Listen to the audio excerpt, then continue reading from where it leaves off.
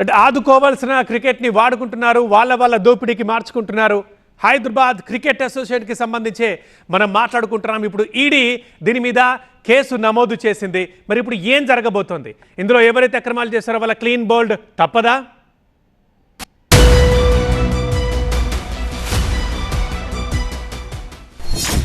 Audit report నిండా అవకతవకలే, క్లబ్బులకు విచ్చలవిడిగా పైసలు, ఓట్ల కోసం నోట్లు కుమ్మరించిన హెచ్సిఏ, బీసీసీఐ ఫండ్స్ అన్ని హామ్ ఫండ్.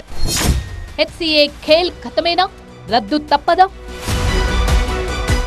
హెచ్సిఏ ఆడిట్ రిపోర్ట్ 2023-2024 దీన్ని కనుక లోతుగా పరిశీలిస్తే అసోసియేషన్ ఆర్థికంగా ఎంతకు బరితెగించిందో అర్థమైపోతుంది. బీసీసీఐ నుంచి హెచ్సిఏకు వచ్చిన నిధులు 69 కోట్లకు పైమాటే. ఇందులో match receipt, stadium international matches ticket డబ్బు, స్టేడియంలో అడ్వర్టైజ్మెంట్ డబ్బు, IPL franchise fees, domestic matches ద్వారా ఈ ఆదాయం 51,79,00,000. మిగతా ఆదాయ మార్గాల నుంచి 1,22,00,000. Visakha industries limited, GMR, Bharathi cements corporation, corporate boxes, BCCI subsidy ద్వారా 1,64,00,000. ఇలా హెచ్సిఏకి వచ్చిన మొత్తం 123,68,00,000. కానీ ఇందులో హెచ్సిఏ ఖర్చు పెట్టింది మాత్రం 62,09,00,000 మాత్రమే.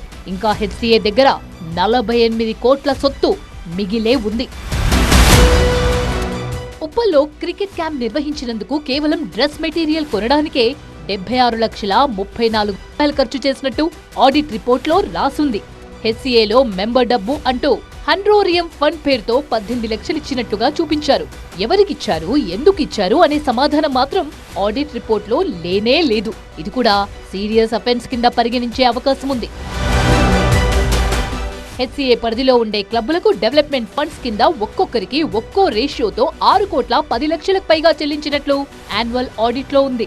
నిజానికి క్లబ్బులకు హెచ్సిఏ సొంతంగా డబ్బు ఇవ్వకూడదు. ఎందుకంటే క్లబ్స్ అన్ని నాన్ ప్రాఫిట్ సొసైటీ కింద నడుస్తాయి. హెచ్సిఏ కమిటీని నిర్ణయించే స్థాయికి క్లబ్బులు ఎదిగాయి కాబట్టి వాళ్ల ఓటు కోసం ఇలా నోట్లు కుమ్మరించారా అని అనుమానాలొస్తున్నాయి. 100% సొసైటీస్ యాక్ట్ కింద రిజిస్టర్ అయిన ఒక క్రికెట్ బాడీ అది. Why not? మీరు ఏమంటే అది దొంగతనం చేస్తాము, దోపిడీలు చేస్తాము, ఇష్టం వచ్చిన సెలక్షన్లు చేస్తాము, క్రికెట్ని సర్వనాశం పట్టిస్తాము, క్రికెటర్స్ని సర్వనాశం పట్టిస్తాము స్టేట్లో అంటే ఊరుకుంటుందా? ఎవరు ఆడుతున్నారు? మన పిల్లలే ఆడుతున్నారు కదా. ఇండియన్ పిల్లలు ఆడుతున్నారు, తెలంగాణ పిల్లలు, హైదరాబాద్ పిల్లలు ఆడుతున్నారు. Why not? The government can definitely get involve. మేము ఇష్టం మేము చేయడం అనేది నడవదు కదా. This is democracy. So you are answerable for each and every thing what you are doing, what decisions you are doing. So cricket బాగుపడాలి, cricketers life బాగుండాలి తెలంగాణలో, హైదరాబాద్లో అంటే డెఫినెట్గా స్టేట్ గవర్నమెంట్ చర్యలు తీసుకోవాల్సిందే. రిజిస్ట్రార్ ఆఫ్ సొసైటీ కింద రిజిస్టర్ అయిన హెచ్సిఏ సొసైటీ బైలాస్ ను తుంగలో తొక్కేసి ఇష్టారాజ్యంగా వ్యవహరిస్తోంది. దీన్ని ఆసరాగా చేసుకుని రాష్ట్ర ప్రభుత్వం ఎంట్రీ ఇచ్చి రిజిస్ట్రేషన్ శాఖలో చేతివాటం చూపిన మాజీ అధికారులపై ఫోకస్ పెట్టొచ్చు. సొసైటీలో అవకతవకలు జరిగినట్టు రుజువైతే చర్యలు తీసుకునే అధికారం రాష్ట్ర ప్రభుత్వానికి ఉంటుంది. పైగా హెచ్సిఏ అధ్యక్షులు, కార్యదర్శి, కమిటీ మీద నిధుల దుర్వినియోగం, ఫోర్జరీ కేసులు నమోదయ్యాయి. కొన్నేళ్లుగా హెచ్సిఏ మీద అవినీతి ఆరోపణలు వెల్లువలా వస్తూనే ఉన్నాయి. కోచింగ్ క్యాంపులు, ఏటా వసూలయ్యే నిధులను మింగుతున్నారు అంటూ టీసీఏ అధ్యక్షులు, సెక్రటరీలు, మాజీ క్రీడాకారులు, క్రికెట్ కోచులు ఒక్కటై ఆందోళన బాట పట్టారు. తెలంగాణలోని 8 జిల్లాల కలెక్టర్లకు, ఎస్పీలకు వినతి పత్రాలు అందుతున్నాయి. హెచ్సిఏ వివాదాల నేపథ్యంలో రాష్ట్ర ప్రభుత్వం అడహాక్ కమిటీ వేయాలన్న డిమాండ్ పెరుగుతోంది.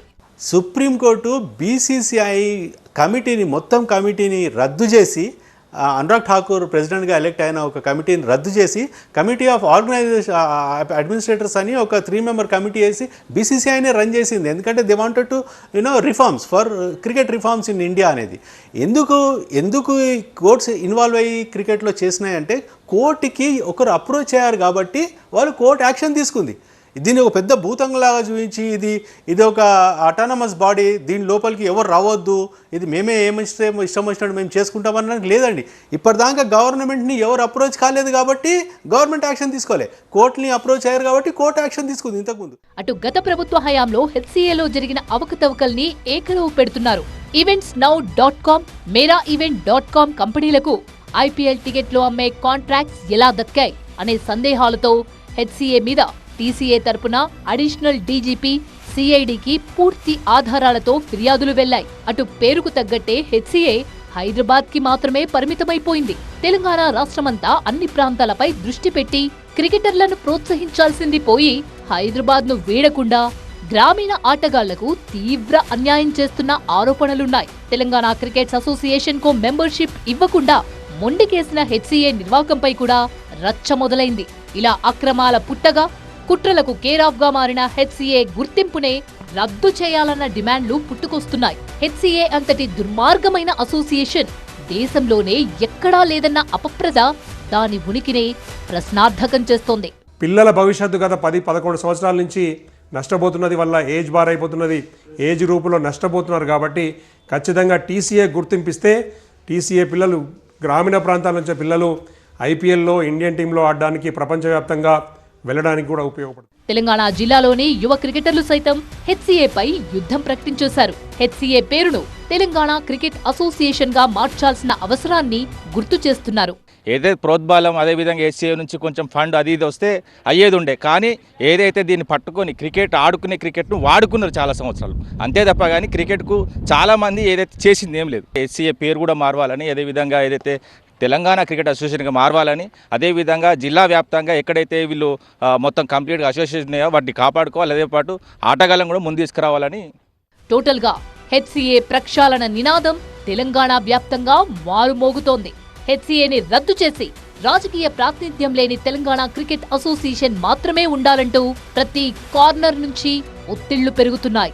బయటకొస్తున్న అవకతవకలు, డిమాండ్ల నేపథ్యంలో హెచ్సిఏని రద్దు చేస్తారా? హెచ్సిఏ స్థానంలో టీసీఏ ఏర్పాటవుతుందా?